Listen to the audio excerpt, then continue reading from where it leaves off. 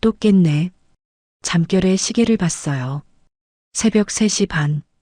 옆에 누운 남편이 또 코를 고는 거예요. 조금만 예민해지면 다 들려요.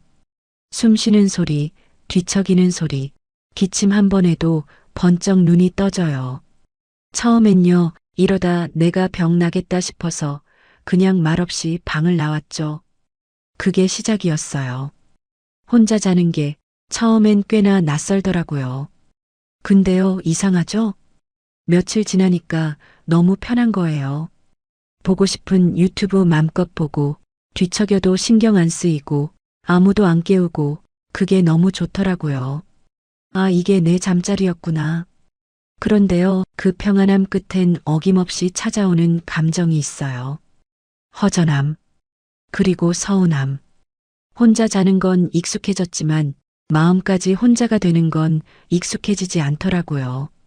아침에 부엌에서 마주쳤을 때 그 사람이 아무 말 없이 물만 마시고 들어가면 괜히 가슴이 휑해지죠.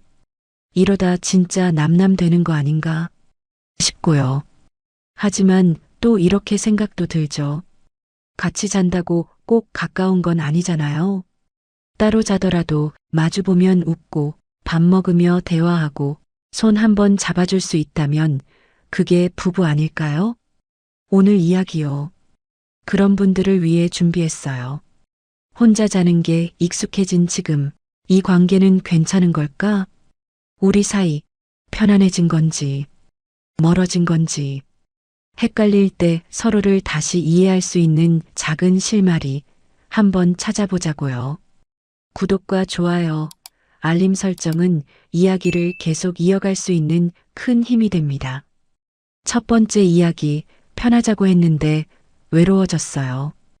66세 최정자 씨는 요즘 밤마다 한숨이 나옵니다. 여보, 나 먼저 잘게. 그래, 나도 좀 이따 잘게. 그날도 조용히 각자 방으로 들어갔어요. 불 끄고 문 닫고 말도 없이요. 사실 처음엔 참 편했어요. 코 고는 소리도 안 들리고 허리도 덜 아프고 화장실 가기도 훨씬 수월했죠. TV 볼 때도 좋았어요. 유튜브 켜놓고 이어폰 끼고 누가 뭐라 하는 사람도 없고요. 우리 나이에 이게 맞지. 그 생각이 들었어요. 그래서 조용히 아무 말 없이 각방을 선택했어요. 근데요, 이상하게 마음이 자꾸 싸늘해지는 거예요. 어느 날 아침이었어요. 남편이 부엌에서 물 한 컵 마시더니 말없이 자기 방으로 들어가는데 그 뒷모습이 왜 그렇게 낯설던지요. 괜히 눈물이 핑 돌았어요. 같은 집에 살고 같은 식탁에 앉는데 눈 한 번 마주치는 일이 줄었어요. 예전엔 아침마다 꼭 물었거든요. 잘 잤어? 어디 불편한 데는 없어? 그 말들이 우리를 붙잡아주는 끈 같았는데 지금은 그 끈이 조용히 끊어진 느낌이에요. 서로 말 안 하니까 더 어색하고 어색하니까 더 말을 안 하게 돼요. 그게 계속 반복이에요. 예전엔 밤마다 시시껄렁한 얘기라도 했어요. 오늘 애한테 전화 왔어? 내일 뭐 해 먹지? 그런 소리 들으면서 같은 이불 속에 누워 있었어요. 말 안 해도 손만 잡고 있어도 그게 위로였거든요.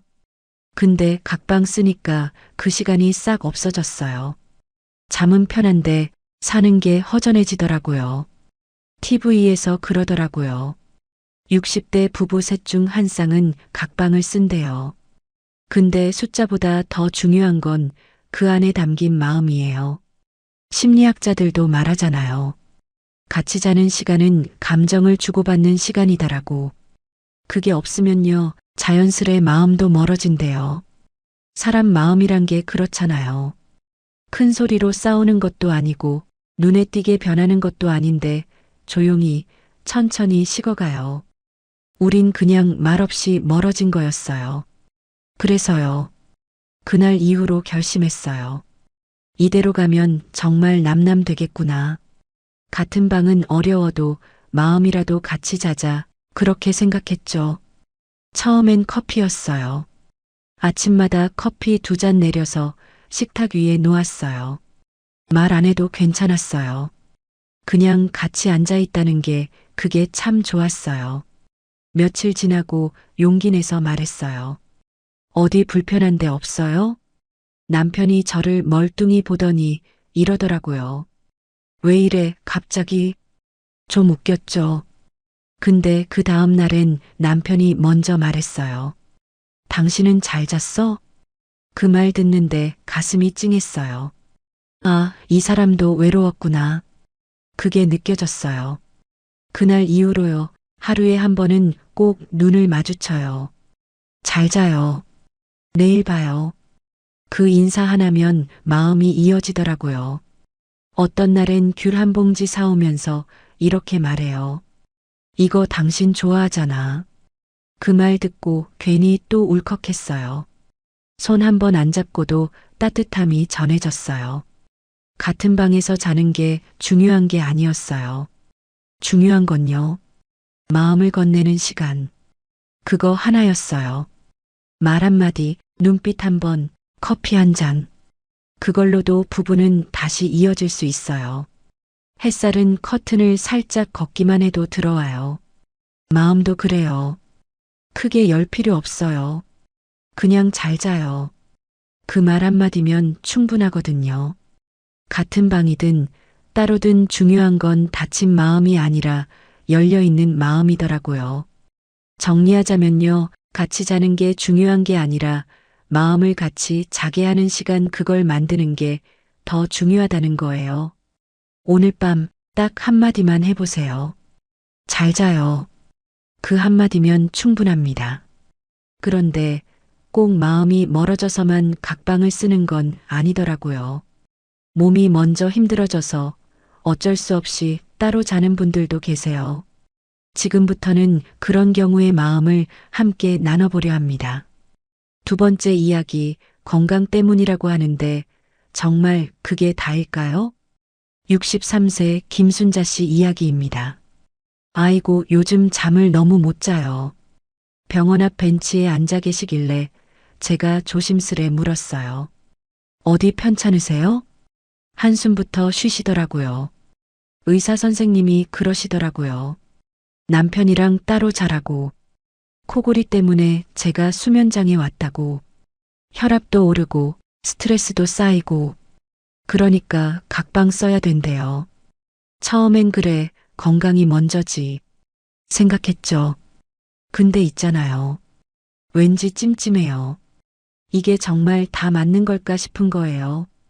그 말에 제가 말했죠. 그 마음 저도 알아요. 몸이 편해지면 좋은데 왜 이렇게 마음이 불편할까요? 요즘 병원에서도 각방을 권하는 경우가 참 많아요. 충분한 수면이 건강에 가장 중요하다. 의사들 말 다 맞는 말이에요. 코골이, 수면무호흡증, 관절염으로 뒤척이는 소리, 이런 게 옆 사람 수면을 깨니까요. 혈압, 당뇨 조절에도 숙면이 필수니까 각방 쓰라고 권하는 거죠. 그런데 정말 거기서 끝일까요? 잠은 편해졌는데 마음이 더 불편하다면 과연 그 선택이 온전히 맞는 걸까요? 60세 이은미 씨가 수면 클리닉에서 의사한테 이런 얘기를 들었다고 해요. 각방 쓰면 수면질은 좋아지는데 부부관계는 잘 모르겠어요. 사람 심리는 또 다른 문제니까요. 그 말이 참 와닿더래요. 실제로 연구도 있어요. 같이 자는 부부가 서로 생명을 살리는 경우도 있다네요. 밤에 갑자기 심근경색, 뇌졸중 오는 경우요. 같이 자면 바로 옆에서 알아차리고 응급처치할 수 있다는 거죠. 또 한 가지 정신건강 쪽 이야기인데요. 우울증이 깊어질 때 새벽에 안 좋은 선택을 하는 경우가 많대요. 그런 상황도 옆에서 감지할 수 있다는 거예요. 잠이라는 게 몸만 쉬는 시간이 아니잖아요. 마음도 조용히 회복되는 시간인데 그걸 함께 나눌 수 없다면 어쩐지 마음이 헛헛한 것도 사실이에요. 그럼 어떻게 해야 할까요? 완전히 각방도 아니고 완전히 같이 자는 것도 아닌 그 중간 어딘가 지혜로운 방법들을 실제로 실천 중인 분들이 계세요. 첫 번째, 침대만 따로 놓기. 62세 최미영 씨 부부는요, 이렇게 말했어요. 남편이 관절염으로 뒤척이는데 저도 자꾸 깨서 힘들더라고요. 그래서 침대를 2개 놨어요. 같은 방에 싱글 침대 2개 놓고 자니까 소리나 진동은 줄고 심리적으로는 여전히 같이 있는 느낌이에요. 남편 숨소리가 들리는 게 왠지 안심되고 서로 뭔가 연결돼 있다는 생각이 들어요. 둘째, 그날그날 상황에 맞춰 정하기. 67세 정현숙 씨 부부는요, 평소엔 따로 자다가 몸이 안 좋거나 마음이 유난히 허전할 땐 같이 잔대요. 감기 걸렸을 때나 혈압약 바꿨을 때는 같이 자요. 그날 오늘은 같이 자자. 그 말 하나면 충분해요. 셋째, 근본 원인부터 해결하기. 59세 김철수 씨는요, 이렇게 말했어요. 아내가 제 코골이 때문에 잠을 거의 못 자더라고요. 그래서 수면 클리닉 가서 검사받고 치료했어요. 기계도 쓰고 생활 습관도 바꾸고요. 비용은 좀 들었지만 다시 같이 잘 수 있으니까 훨씬 좋아요. 네 번째, 잠들기 전 함께하는 시간. 68세 최영희 씨는요, 이런 얘기를 했어요. 각방 쓰다 보니까 한 달쯤 지나면 어색해져요. 대화도 줄고 눈도 안 마주치고 그래서 바꿨어요. 자기 전 침실에서 차 한 잔 마시고 그날 있었던 일 얘기해요. 그 시간이 너무 소중해요. 65세 박명수 씨는요, 그날 밤을 절대 못 잊는데요. 아내가 코를 너무 심하게 골아서 제가 작은 방으로 옮겼어요. 그러다 어느 날 밤 갑자기 악 하고 신음소리가 들리더라고요. 가슴을 움켜쥐고 숨을 못 쉬고 있었어요. 그 순간 제가 옆에 있었기에 응급실에 바로 갈 수 있었죠. 그날 생각하면 지금도 소름이 돋아요. 그때 깨달았어요. 불편해도 옆에 있는 게 얼마나 중요한지를요. 잠자리는 그냥 자는 자리가 아니었어요. 그 사람의 마지막 숨을 알아챌 수 있는 자리일 수도 있다는 걸 그때 처음 알았어요. 하버드 대학에서 40년 넘게 진행한 행복한 인생에 대한 연구가 있어요. 가장 행복한 사람들의 공통점은 좋은 인간관계였다고 해요. 그 중에서도 부부관계가 제일 중요했대요. 같이 사는 사람과의 정서적 연결이 면역력도 높이고 삶의 만족도도 높였다는 겁니다. 정리하자면요, 건강 때문에 각방을 쓰더라도 마음을 놓치면 안 돼요. 같이 자든 따로 자든 정서적 연결은 계속 이어가야 하거든요. 지금 할 수 있는 작은 변화부터 시작해 보세요. 그럼 이제 경제적 이유로 각방조차 어렵다는 분들의 진짜 현실 이야기 들어보겠습니다. 세 번째 이야기, 방 하나 더 쓰는 것도 부담인데 어떻게 할까요?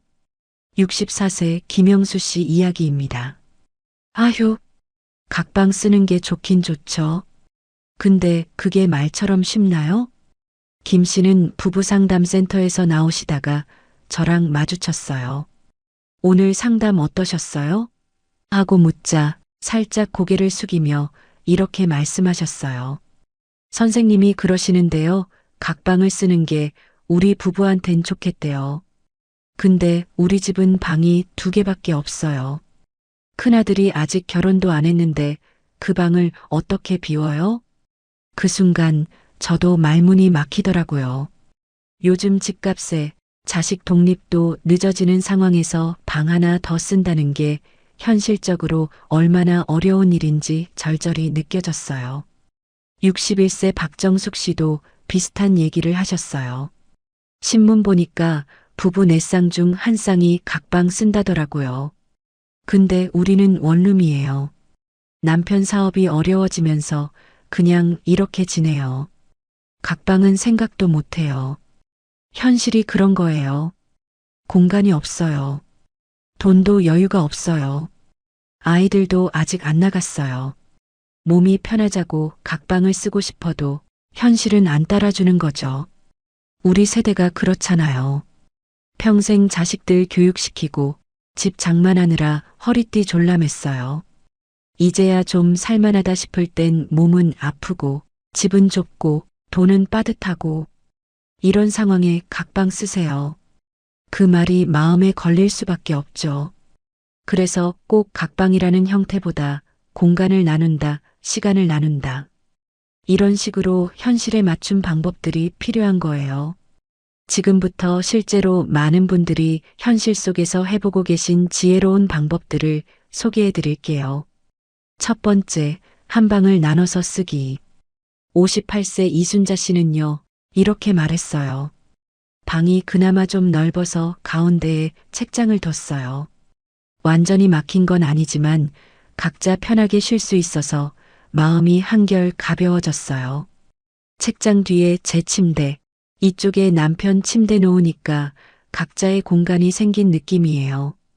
코골이 소리도 책장이 막아줘서 좀 덜 들려요. 두 번째, 위아래 층으로 나눠 자기. 66세 조한석 씨 부부는요, 이렇게 살고 계세요. 우리 아파트가 복층이에요. 아래층엔 제가 자고 위층엔 아내가 자요. 서로 방해 안 받고 좋죠. 계단 오르내리는 게 귀찮긴 해도 그것도 운동이라 생각하고 살아요. 세 번째, 잠자는 시간 달리하기.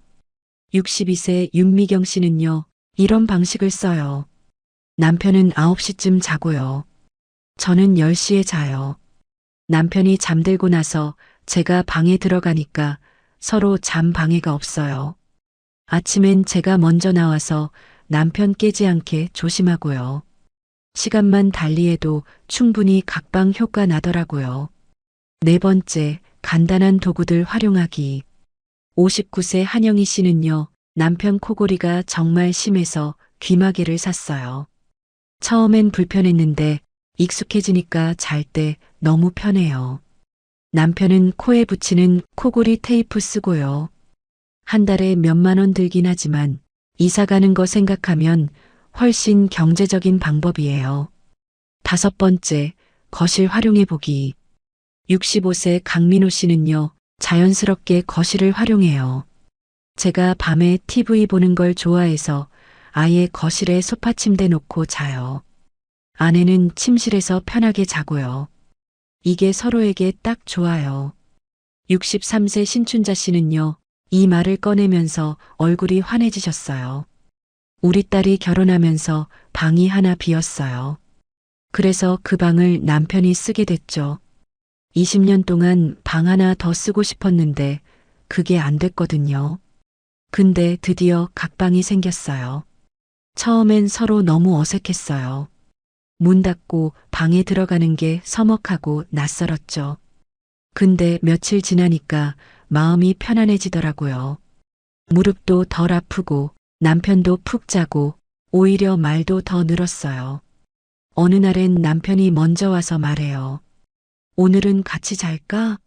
하고요. 그 말을 듣는데 가슴이 뭉클했어요. 아, 이 사람도 외로웠구나. 그게 느껴졌거든요. 방은 떨어졌지만 마음은 더 가까워졌어요.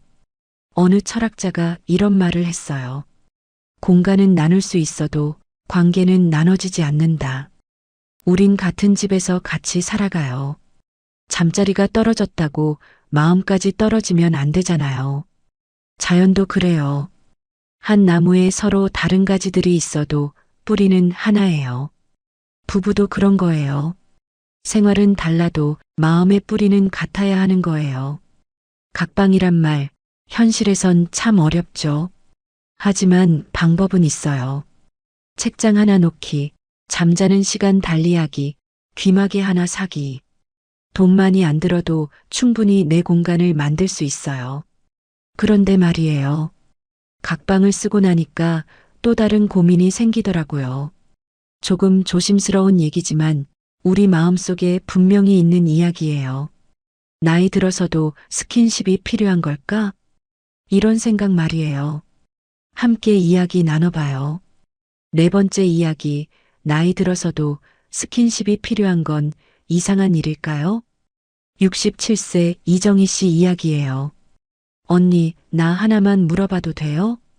우리 나이에도 스킨십이 필요한 걸까요? 며칠 전 동네 카페에서 차 마시다가 이정희 씨가 갑자기 그렇게 묻더라고요. 각방 쓰고 나니까요. 뭔가 허전해요. 예전엔 남편이랑 같이 자면서 어깨에 살짝 기대기도 하고 손도 가끔 잡았거든요. 근데 지금은 그게 다 없어졌어요.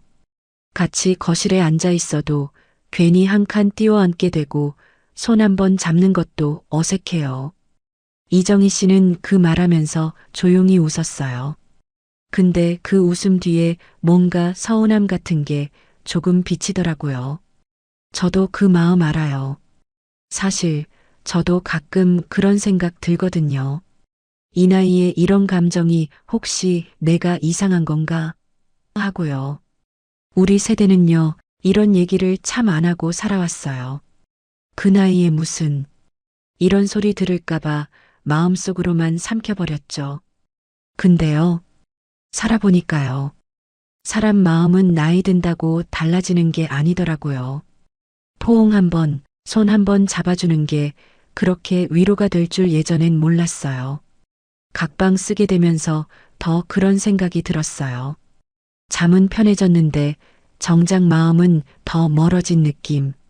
실제로 연구에서도 비슷한 얘기가 있어요.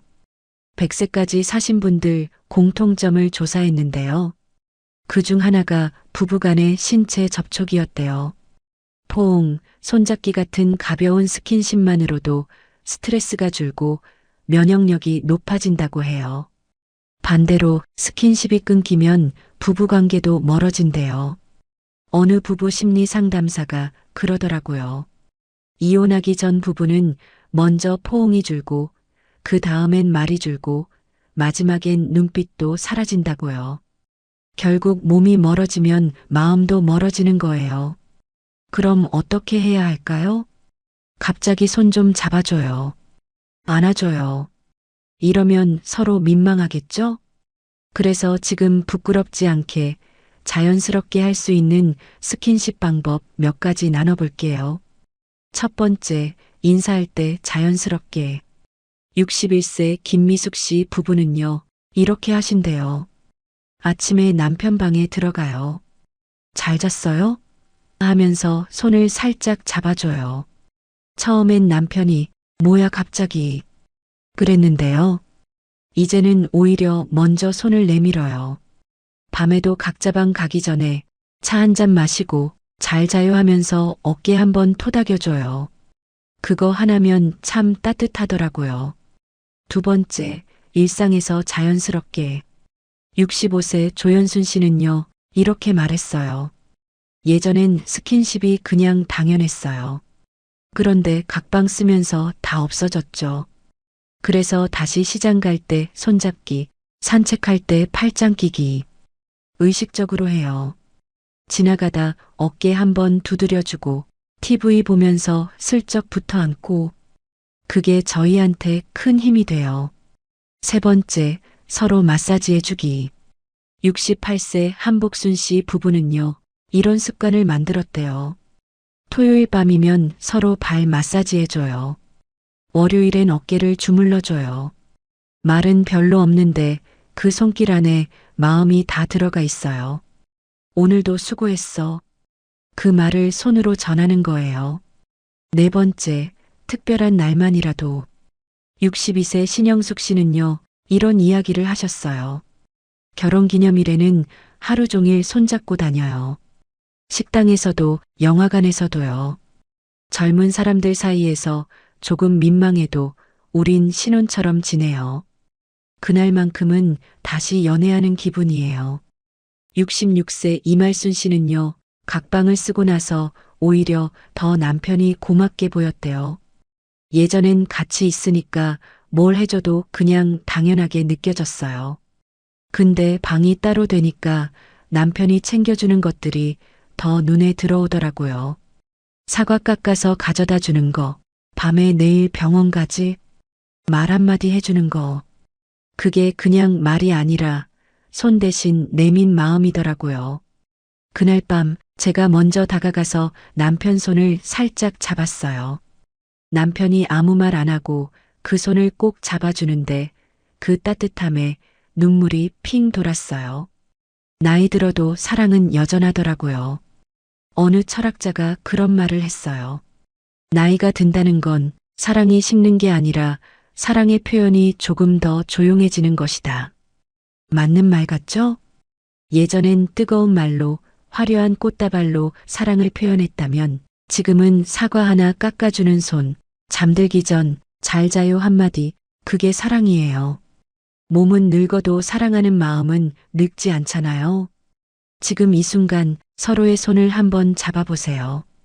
포옹이 부끄럽다면 어깨라도 살짝 두드려 보세요. 스킨십은 젊은 사람들만의 것이 아니에요. 우리에겐 더 필요한 것일지도 몰라요. 오늘 이야기를 하다 보니 잠자리 문제가 단순히 잠만의 문제가 아니더라고요. 결국은 함께 사는 마음, 서로를 향한 마음. 그 이야기였어요. 오늘 이야기 한 문장으로 정리하면 이래요. 잠은 따로 자도 마음은 같이 자자. 하루 한 번 차 한 잔 나누기. 잘 잤어요? 한마디 건네기. 손 한 번 살짝 잡아주기. 침대가 달라도 괜찮아요. 중요한 건 그 안에 담긴 마음의 거리예요. 이런 작은 실천이 서로를 다시 묶어주는 끈이 됩니다. 우리 나이에 외로움이 문득 찾아오는 날, 누군가 옆에 있다는 것만으로도 참 고마운 일이죠. 괜찮아요. 서운한 마음 드는 것도, 눈물 나는 밤이 있는 것도 당신만 그런 거 아니에요. 이 이야기들을 공감하며 듣고 계셨다면 이미 마음을 이어갈 준비가 되어 있는 분이세요. 같이 사는 시간이 길어질수록 우리는 자주 말하지 않아도 알겠지 생각하게 돼요. 하지만 그럴수록 더 말해야 해요. 더 보여줘야 하고 더 다가가야 해요. 당신이 거기 있어줘서 고마워요. 그 마음을 전할 수 있는 작은 행동 하나가 관계를 다시 살립니다. 자주 못해도 괜찮아요. 어색해도 괜찮아요. 중요한 건 멈추지 않는 마음이에요. 오늘 밤 배우자 방 앞에 잠깐 서서 말 한마디 건네보세요. 내일은 같이 차 한 잔 마실까? 사과 깎았어요. 조금 드세요. 그 한마디가 서로를 이어주는 첫 단추가 될 수 있어요. 지금 그 따뜻한 마음부터 먼저 건네보세요. 지금까지 함께 해주셔서 정말 감사합니다. 오늘 도움이 되셨다면 좋아요 한번, 앞으로도 함께하고 싶으시면 구독 한번 부탁드려요. 댓글로 여러분의 이야기도 들려주세요. 우리의 작은 경험이 다른 누군가에겐 큰 위로가 됩니다. 성장하는 시니어와 함께 더 나은 내일을 만들어가요. 나이는 숫자일 뿐 성장은 계속됩니다. 지금이 내 삶의 진짜 시작이에요. 감사합니다.